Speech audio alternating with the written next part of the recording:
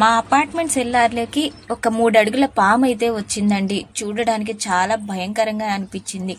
ఇక మా నైబర్స్ మొత్తం కలిసి స్నేక్ క్యాచర్స్ ఎవరన్నా ఉన్నారా అని ఎవరంతగా వాళ్ళు ట్రై చేశాం, కానీ విజయవాడలో స్నేక్ క్యాచర్స్ ఎవ్వరూ అయితే తెలియదండి. ఇక చేసేదేమీ లేక గూగుల్ సెర్చ్ చేస్తే మా సెల్లార్లోకి వచ్చిన పాము రసెల్ వైపర్ అంటండి, రక్తపింజరి అంట. ఇది కాటు వేస్తే మనిషి స్పాట్ లో చనిపోతాడంటండి. అంత విషపూరితమైన పాము అయితే లోపలికి వచ్చేసింది.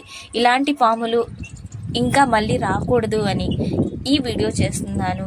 దయచేసి ఎవరన్నా పాములు పట్టే వాళ్ళు ఉంటే ఈ వీడియోని మీకు వీలైనంత వరకు షేర్ చేయండి.